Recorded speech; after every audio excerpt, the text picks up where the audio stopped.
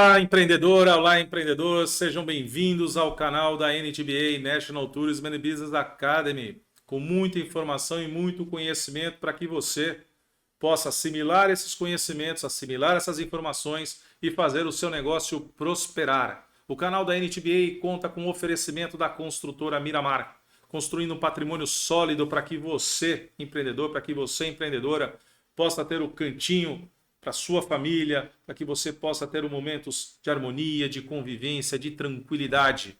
São mais de 49 anos construindo um patrimônio para que você possa, junto com a sua família, aproveitar o melhor da vida. O canal da NTBA também conta com o apoio da NNA Santos, Consultoria e Projetos, a consultoria que acompanha o seu empreendimento e o seu desejo de empreender desde a formatação do seu plano de negócio, acompanhando você na jornada empreendedora e buscando também o seu reposicionamento estratégico. Também conta com o apoio de Now Business Solution, que faz a gestão tributária, fiscal do seu negócio, do seu empreendimento, para que você, empreendedor, para que você, empreendedora, possa concentrar a sua energia, sua atenção em fazer bons negócios e fazer o seu empreendimento prosperar. E como todo episódio acontece, na pauta de hoje, na pauta do empreendedor,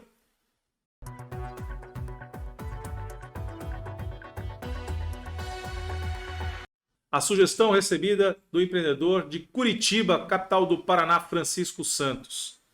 Como fazer o planejamento financeiro da minha empresa? E você pode notar que a gente teve uma preocupação de parte 1, porque é um assunto extremamente intenso, denso, e onde a gente vai procurar aqui usar de alguns episódios para a gente compartilhar com vocês essa perspectiva e essa orientação que veio sugerida então do empreendedor Francisco Santos de Curitiba. Se você não tem um planejamento financeiro, a sua empresa vai ficar à mercê da movimentação do mercado. E olha, é interessante essa reflexão. Se você não pensa no seu negócio, se você não exercita o ato de planejar, não estabelece a função do planejamento e a partir daí consiga estruturar melhor o seu negócio, seja sob o ponto de vista organizacional, seja o ponto de vista estrutural de pessoas, mas importantíssimo, sob o ponto de vista financeiro, é muito provavelmente que você empreendedor, que você empreendedora tenha o seu negócio à deriva. Porque onde não se sabe onde quer chegar, para qualquer lugar que se aponte, vai ser o lugar certo. Então é fundamental que a gente consiga estabelecer de fato os objetivos do nosso negócio, entender aonde eu quero chegar para que a gente possa fazer o planejamento. Os principais motivos para você fazer um planejamento financeiro: entender para onde você quer levar a sua empresa e definir qual resultado você espera através dela. Porque os números são frios. Por mais que a gente tenha todo o envolvimento na estrutura da organização, compra, venda de mercadoria, oferta de serviços, infraestrutura, estrutura física, a parte de comunicação, a parte de pessoas, processos, procedimentos. Isso tudo, eventualmente, tem uma carga emocional ali, tem uma carga de orientação muito grande. Mas na hora que eu analiso os números são frios, os números são exatos. Então, a partir daí, a preocupação que a gente tem de como lidar com esses números para que a gente possa compreendê-los e tomar as decisões mais acertadas. Uma empresa não deve servir simplesmente para pagar as suas contas. Estude melhor seu negócio. Veja o que está acontecendo com o seu negócio empreendedor, com o seu negócio empreendedora. Pagar as contas é necessário. Só que empreender também requer reinvestimentos, requer o pensamento de crescimento, de oportunidades que serão dadas a outras pessoas, não só de adquirir os nossos produtos e serviços, mas também de comporem a nossa equipe de trabalho, o nosso time. Então é fundamental que a gente tenha um negócio não simplesmente para ter o dia a dia resolvido, mas sim para que a gente possa de fato empreender, ganhar musculatura e crescer cada vez mais junto ao mercado. Muitas vezes a empresa e o produto são muito bons, mas o empresário não explora o que há de melhor no seu negócio. E é exatamente aí que entra a orientação e o acompanhamento de uma consultoria, de um profissional qualificado para lhe ajudar, empreendedor, para lhe ajudar a empreendedora a entender o momento que o seu negócio está e para onde nós vamos levar esse negócio para que ele tenha o sucesso e você, empreendedor, e você, empreendedora, possam enxergar que aquele esforço, que aquela demanda de recursos que foram feitos nos investimentos estão tendo os resultados e retorno.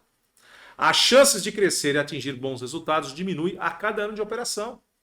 Se eu não tenho um planejamento bem adequado, se eu não consigo enxergar meu posicionamento, muito provavelmente eu vou perdendo o fôlego, eu vou perdendo a passada e ao invés de evoluir, eu vou ficando para trás. Mas por onde começar? Né? Vem essa inquietude. Por onde eu começo esse meu planejamento financeiro? Ninguém entende melhor o seu negócio do que você mesmo, empreendedor, do que você mesmo, empreendedora. Então, sendo assim, as pessoas envolvidas com o negócio são as mais indicadas para ajudar a definir um objetivo claro que alcance os resultados esperados. Contar com auxílio profissional é fundamental também neste momento. Mas quem conhece o seu negócio é você. Quem está no dia a dia ali é você. O papel de um consultor, de uma consultoria especializada que lhe acompanha, que ele vai lhe ajudar a desenvolver, ele também vai perceber a sua estrutura, as suas demandas, as suas necessidades, para que juntos possam desenhar o planejamento, estabelecer os objetivos e metas e as estratégias para alcançar os resultados. Então é fundamental que você tenha essa consciência. Você sabe mais e melhor do seu negócio do que qualquer outra pessoa. Entendido o que eu vou fazer e que eu faço, ao começar a criar o planejamento financeiro, o primeiro estágio é conseguir o seu ponto de equilíbrio operacional. E o que é o ponto de equilíbrio operacional? É um momento onde você literalmente está empatando o jogo. Entre receitas e despesas se equiparam, entre aquilo que você está adquirindo e aquilo que está vendendo, está fazendo você empatar o jogo. Então esse é o primeiro passo para a gente começar a enxergar cada vez melhor esse planejamento financeiro e a forma que eu vou atuar no meu negócio. Porque toda decisão acaba tendo impacto não só na realização dos negócios, mas, sobretudo, nos números e no caixa ao final da história. Uma das ferramentas importantíssimas que nós temos dentro do planejamento é o fluxo de caixa. Mas olha que coisa interessante que traz pesquisa de diversas fontes, 85% das pequenas e médias empresas não fazem gestão financeira dos seus negócios. Não têm atenção devida aos números. Não analisam os dados, não analisam a sua performance para que possam tomar decisões mais assertivas e não apenas no empirismo, no achismo. Eu acho, eu tenho a sensibilidade. Claro que sensibilidade, claro que observação, claro que experiência ajudem muito na tomada de decisão de qualquer negócio. Mas é fundamental que a gente tenha alicerçado a nossa tomada de decisão em dados e fatos. E os números representam isso. Então é importantíssimo que a gente consiga ter a apuração dessas informações financeiras, dos números, de maneira precisa. E o fluxo de caixa é uma ferramenta essencial para a empresa não quebrar. Porque o fluxo de caixa, na verdade, ele representa as entradas, aquilo que eu tenho de receitas dentro do meu negócio. Então, se eu vendo produtos, se eu vendo serviços, se eu faço manutenção, isso tudo são as entradas, ou seja, de onde gera o meu faturamento, mas eu também tenho as minhas saídas. Por onde o dinheiro está saindo? Quais são os custos envolvidos na produção do meu produto, do meu serviço? Quais são as despesas que eu tenho recorrentes para manter o meu negócio ativo? E isso é fundamental. A gente vai ter a oportunidade de falar um pouquinho mais adiante dessa diferença entre custos e despesas, porque na hora que eu faço a classificação das minhas contas dentro do meu plano de negócio, é fundamental que eu entenda aquilo que se aplica diretamente à produção do meu produto ou serviço e aquilo que vai fazer a estrutura da minha empresa funcionar, se manter ativa, mas que por vezes não interfere diretamente na produção. Aquilo que interfere na produção é custo. Aquilo que mantém a estrutura do meu negócio funcionando são despesas. Pontos importantes que são necessários para que você, empresário, portanto, para que você, empreendedor, para que você, empreendedora, avance com a empresa. Criar um controle dos processos. Saber exatamente todas as atividades que são desenvolvidas dentro da nossa empresa, saber em que momento que elas têm que ser realizadas, por quem tem que ser realizado e quais resultados eu espero obter. Realizar uma conciliação desses recebimentos, entender de onde vêm essas entradas, quais são a origem dos meus recursos. Fazer a correta conciliação dos pagamentos, daquilo que é despesa, daquilo que são custos. Então é importantíssimo que eu tenha, né, na gestão financeira, na gestão tributária, na gestão fiscal, um acompanhamento profissional para estabelecer meu plano de contas, para entender a estruturação daquilo que entra e daquilo que sai e como sai. Então é fundamental que você, empreendedor, que você, empreendedora, busque esse auxílio, busque essa orientação. Saber separar as contas relacionadas às transações para poder te ajudar na tomada de decisão. Então é fundamental que eu consiga equalizar, né, os agrupamentos de contas, entender quanto cada agrupamento de conta pesa na estrutura financeira da minha empresa, para que eu possa ser mais cirúrgico na hora que eu tiver que tomar ações corretivas e, eventualmente, né, fazer a lapidação, cortar um custo, diminuir as minhas despesas, mas que eu seja bastante criterioso e bastante assertivo. Duas ferramentas muito interessantes, que, quando comparadas, podem trazer resultados distintos. O demonstrativo do resultado de exercício, que nós conhecemos como DRE, versus o fluxo de caixa. Por que às vezes a gente vê num DRE um resultado positivo ali, quando a gente olha, né, a estruturação das receitas, menos as despesas, os impostos, os tributos e tal, a gente vê uma linha ali que está me dando um resultado positivo, mas eu olho o saldo bancário, está no vermelho. Eu olho o caixa da empresa, não tem dinheiro. Qual a mágica que acontece? Não existe mágica. É que existem momentos onde os retratos são tirados. Enquanto na demonstração do resultado de exercício, a gente tem um recorte por regime de competência, ou seja, por um mês, por exemplo, então de 1º a 30 ou 31, a depender do mês. Então ali eu tenho um retrato de como se comportou as compras e vendas. E aí eu vou ter um resultado ali dentro daquele mês que pode me dar superávit, pode me dar eventualmente uma situação de prejuízo. Já o fluxo de caixa, eu estou falando do dia a dia, aquilo que é as transações cotidianas, que está entrando, que está saindo do meu caixa, que está entrando e saindo do meu caixa. E, eventualmente, o que eu vou ver? Se por competência eu realizei uma venda, a venda está naquela competência daquele mês. Só que, eventualmente, eu vou receber aquela venda de maneira parcelada, em 2, 3, 5, 10 vezes. Aquele dinheiro não vai entrar no momento da venda como o DRE apura. Ele vai entrar no momento dos pagamentos das parcelas dentro do meu caixa. Portanto, o fluxo de caixa acaba apresentando uma configuração diferente, baseado nas datas referentes às movimentações e transações, e não aquilo que o regime de competência nos dá no DRE.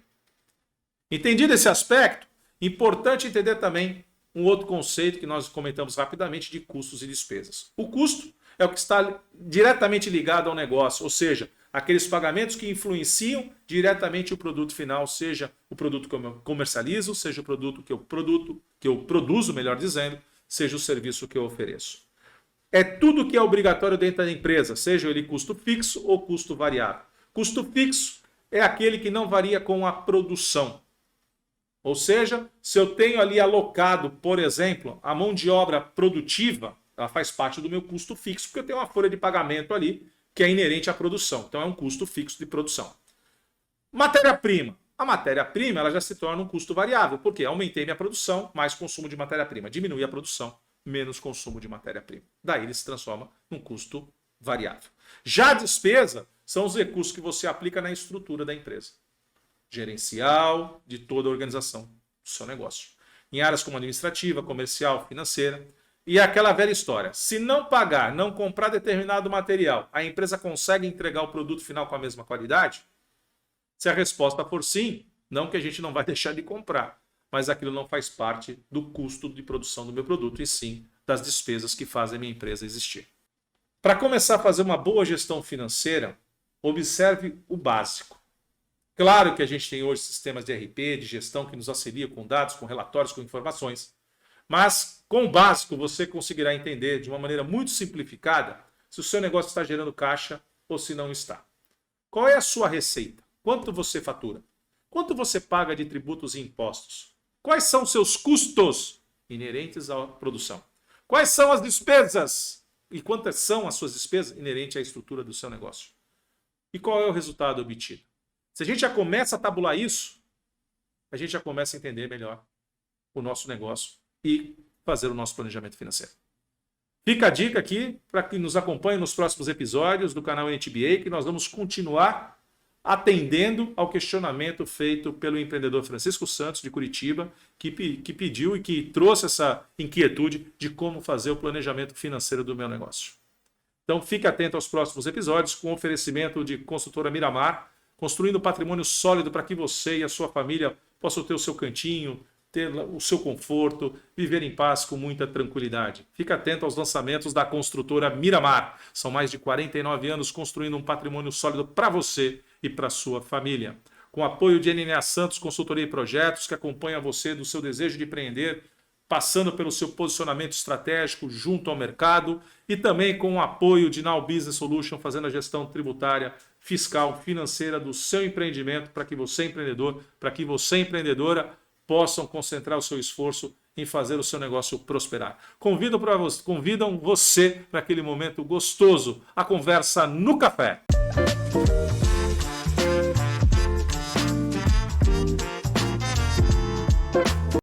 Olá, empreendedor, olá, empreendedora. Estamos de volta naquele cantinho gostoso do seu canal da NTBA, da National Tourism and Business Academy. Aquele momento a gente pode conversar com profissionais, trazer informação, trazer conteúdo de forma mais extrovertida, mais tranquila, mas não menos importante, não menos que venha a contribuir para que você, empreendedora, para que você, empreendedor, possa adquirir conhecimento e melhorar ainda mais a gestão do seu negócio. No episódio de hoje, na conversa no café, com um jovem empreendedor, com um jovem que já atuou no setor gastronômico, no setor de eventos, atua no setor da comunicação, conhece vários empreendimentos, tem uma história bacana de família também, de empreendedores. Quem está conosco no episódio de hoje do seu canal NTBA? Diego Mônaco. Seja bem-vindo, Diego. Prazer recebê-lo no nosso episódio. Muito prazer. Primeiramente, obrigado pela atenção, por chamar para estar aqui. E já pegar esse gancho que você falou, de família, acho que vem de família mesmo. Quando você tem um gosto de algo, você passa pela gastronomia, você passa por outras coisas, mas você termina ali, no empreendedorismo. No empreendedorismo, né? Porque o espírito empreendedor leva a gente a realizar, né, Diego? Às vezes as pessoas têm sonhos, sim, só que não transformam ou não buscam transformar esses sonhos em realidade. Sim. E eu acho que vem um pouco dessa questão que o empreendedor tem, né? De transformar desejos e sonhos em realidade. Sim, eu acho que a mais difícil é o jovem despertar esse interesse, porque normalmente ele pensa, será que eu vou ser aceito nesse mercado? Será que eles vão me dar importância por eu ser um jovem? Será que por eu estar me importando com uma roupa diferente, de um jeito diferente, estar em lugares diferentes que eles, será que eles vão me dar esse direito de dar minha palavra, de eu me expor, de eu mostrar o meu negócio, de mostrar o meu evento?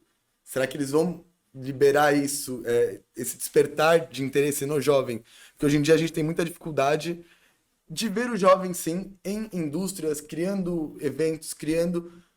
Por quê? Porque quando a gente vai pedir, acho que ajuda, patrocínios, é difícil. O jovem, ele ter essa postura de sentar em uma mesa e quem recebe ele ter a postura de conversar com o jovem. Às vezes como que eu posso dizer? Uma aceitação. Às vezes é uma insegurança da pessoa, dela falar, será que vale a pena investir nesse jovem? Mas se a gente for pensar, o jovem que está no meio, é o jovem que está na mídia, é o jovem que está com o celular 24 horas. Não é mais dessa... Então, cada vez você vai ver mais os jovens nas mídias, em salas de reuniões, em salas de podcasts, em salas de... criando eventos, fazendo eventos, donos de empresas jovens. Cada vez o mercado necessita mais disso. Porque ele traz esse despertar e é o jovem que ele vai trazer a inovação, a diferença. Por quê? Porque os velhos, as pessoas que já têm isso, elas não aguentam mais, fica um negócio cansativo. Então é o jovem que ele vai trazer aquele diferencial para você.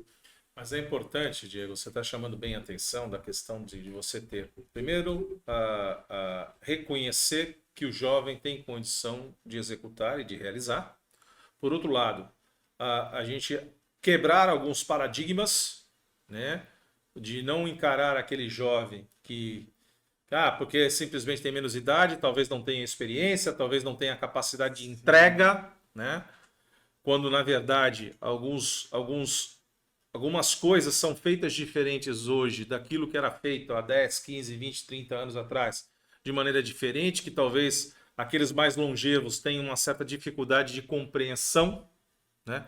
Mas, por outro lado, Diego, eu queria também abordar com você uma preocupação que todos nós, e veja, nós estamos falando aqui para o nosso empreendedor, para a nossa empreendedora, e a importância de você ter a informação e o conhecimento para você empreender. Sim. Não importa a idade. Não importa a idade. O que é mais engraçado é que eu acho que desde pequeno, toda criança, ela chega pra mãe e fala assim: mas quer comprar? Ou faz um desenho e sai vendendo no escritório onde o pai trabalha. Então ali já tá o despertar do empreendedorismo. Ali você já vê que não é o jovem de 18 anos, o jovem de 14, ou o idoso, ou o mais velho de 60, de 30 anos. Você já cresce com esse despertar do empreendedor, você já cresce business, dinheiro, você já cresce querendo saber como multiplica. Como que eu vou fazer para mim ter mais? Como que eu vou dividir, multiplicar? Então acho que já vem desde de você sair da barriga da sua mãe. Já vem esse jovem empreendedor. Você já é um empreendedor quando você sai pro mundo. Você já tem que ter esse despertar e você já sai com esse despertar. E aí entra a informação para você poder fazer a coisa como tem que ser, né? Com planejamento, com a Para orientação. alguns são mais fáceis, para outros são mais difíceis. Mas eu acho que todo mundo tem um espírito empreendedor. Tanto que eu tenho muitos amigos, muitos conhecidos que eles mesmos falam, eu tinha vergonha de ir numa sala quando eu era jovem fazer uma reunião. Hoje em dia eu não tenho mais. Por que você só adquiriu isso depois de velho? Por que você já não fez isso antes? Se você fez isso quando você era criança, é porque você vendeu para sua mãe uma balinha, porque você não pode vender para um... Mas o que você atribui a essa questão que você está chamando a atenção? Que todos nós, eventualmente, fazemos o uso, né, de alguns artifícios, e a criança, né, a gente também esquece que a gente usou isso, né? A gente usa o choro, né, quando a gente não tem a capacidade ainda de se comunicar, Sim. né, de maneira mais adequada e compreensiva. A gente usa o choro para conquistar aquilo que a gente precisa. Sim. Depois, mesmo sabendo se comunicar, a gente usa a manha Amanhã. para conseguir também aquilo que a gente deseja e conseguir a atenção, Sim. né? Em que momento você acredita, Diego, que a gente ou perde-se ou se impõe um novo pensamento de que você não precisa empreender, de que você precisa depender do outro? Quando você cria um interesse por algo que você gosta. Então você não tem que fazer pelo outro, você tem que fazer por você. Então se você tem uma vontade, você tem um sonho, não é que ele tem que ser realizado amanhã ou depois de amanhã. Ele tem um tempo. Então você não tem, você vai estar um sim, você vai estar um não, você vai tomar um pé na bunda, mas é o seu sonho, é o seu empreendimento. Você vai começar vendendo 2, vai vender 4, vai vender 6, vai vender 10. E quando você for ver, você está vendendo 20, 30 sem depender de ninguém. Às vezes, como que eu posso te dizer, um julgamento, ele te fortalece. Como um positivo, ele também vai te fortalecer. Então, acho que é através disso. Eu acho que é sempre o despertar do interesse. Quando você tem interesse em algo e vontade de algo, você vai atrás daquilo. Você não vai pelo outro, você vai por você. E acho que esse é um dos grandes desafios que a gente tem hoje. Né? Porque, como a gente costuma dizer, os nãos sobram. O problema é você encontrar o caminho do sim. Né? E eu também, particularmente... O não você já tem, né? O não nós já temos. É exatamente isso que eu ia comentar, Diego, e para você empreendedor, para você empreendedora, todo o processo de idealizar uma ideia passa, obviamente, pela sua formatação num planejamento, passa ali para você montar um projeto, para apresentar para alguém, né, para que o outro compreenda também quais são de fato as suas intenções, qual é de fato a sua capacidade de entrega, eventualmente sua expertise. Porque quem atua com projeto, aí vem a frase que você acabou de dizer, o não eu já tenho. Qual é o grande risco, num bom sentido, que todos nós que trabalhamos com projetos corremos? É buscar o sim. Então, eu entendo, Diego, que você, até pela percepção e por esse espírito empreendedor bastante aflorado, né? Você já mexeu com a gastronomia, mexe com eventos, mexe com a área de comunicação, mexe com redes sociais.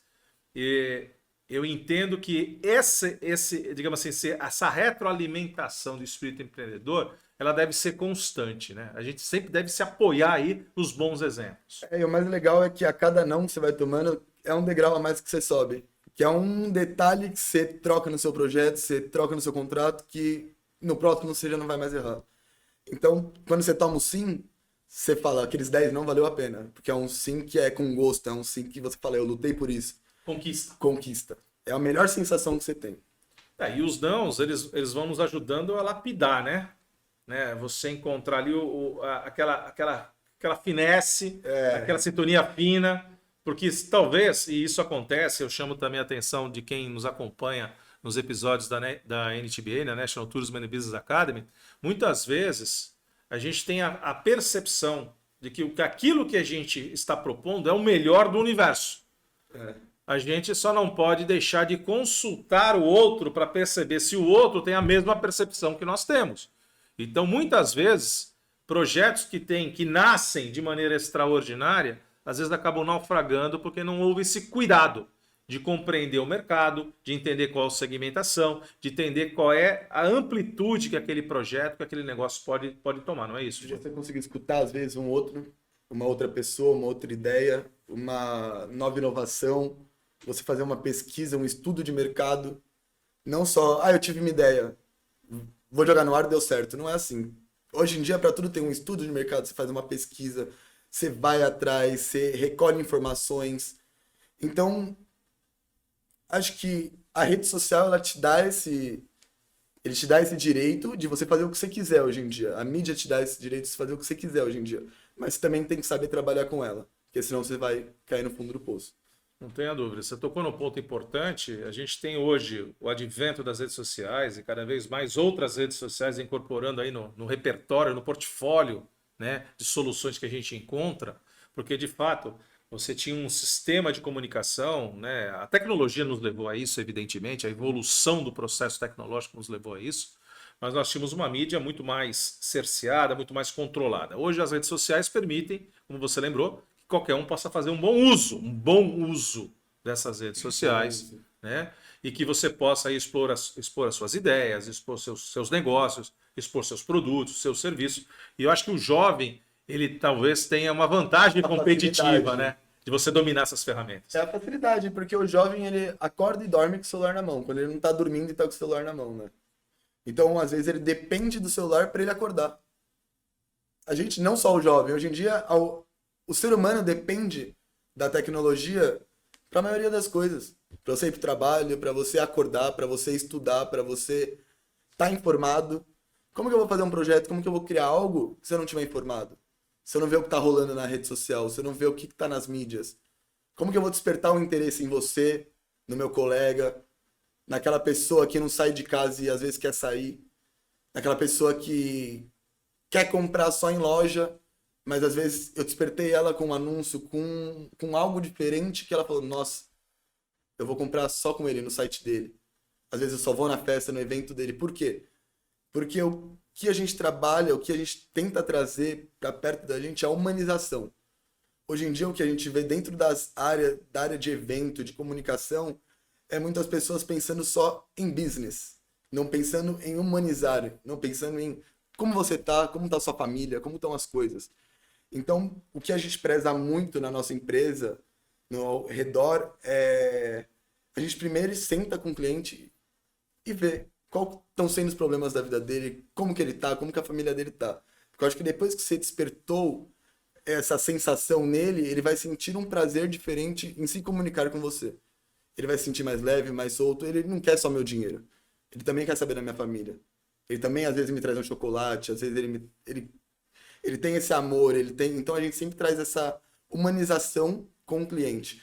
Em eventos, como que eu posso trabalhar com um patrocinador dentro de um evento, dentro de uma festa? Eu posso criar, posso fazer algo diferencial, não só colocar o logo dele ali simplesmente. Posso criar uma encenação, posso criar um diferencial com o produto dele, com o cliente que está na festa. Posso trazer, às vezes, uma marca de carro, posso levar o cliente para dar uma volta com o carro. Às vezes, uma marca de bebida, posso fazer uma brincadeira com essas bebidas dentro da minha festa. Então, essa comunicação, acho que hoje em dia, ela pede isso, a mídia ela pede isso, essa humanização. Porque é muito fácil eu pegar o celular, mentir no celular e você comprar o produto e o produto não chegar na sua casa às vezes. E não ter aquilo que você prometeu, né? Porque na estratégia de comunicação a gente faz as promessas, mas também tem que fazer a entrega. E você tocou num ponto fundamental na questão da empatia, né? De perceber o outro, de entender o outro. E felizmente a gente tem 2 ouvidinhos e apenas uma boca, né? Então a gente tem que aprender a fazer mais uso dessas ferramentas para ouvir mais, para entender mais e compreender mais o outro. E na questão dos business, do business e dos negócios, como você levantou, Diego, fundamental quando você falou da questão do evento, das ativações que você pode ter da sua marca, do seu produto dentro de um evento maior, também são características aí bacanas dos profissionais que atuam nesse segmento, orientando você empreendedor, você empreendedora, qual o melhor caminho, qual a melhor jornada que você vai trilhar. Diego, eu sei que o papo é maravilhoso.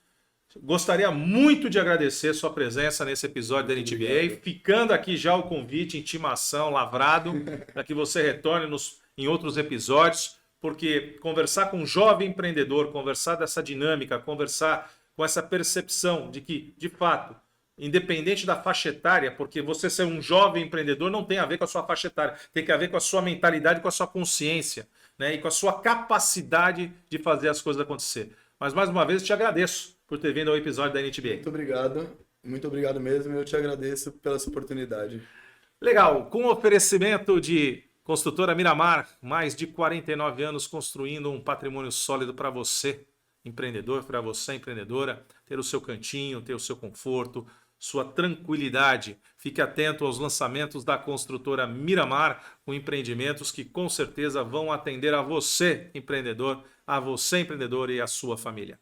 Com apoio de NNA Santos Consultoria e Projetos, a consultoria que acompanha você, empreendedor, você que tem o desejo de empreender, você jovem empreendedor que deseja ter o seu negócio, consulte um profissional, a NNA Santos Consultoria e Projeto acompanha você nessa jornada empreendedora e no posicionamento estratégico do seu empreendimento, do seu negócio. E com apoio também de Now Business Solution, que faz a gestão financeira, tributária, fiscal, para que você, empreendedor, para que você, empreendedora, possa concentrar-se naquilo que é o mais importante para realizar negócios e fazer o seu empreendimento prosperar. Nos vemos no próximo episódio da NTBA, da National Tourism and Business Academy. Tchau!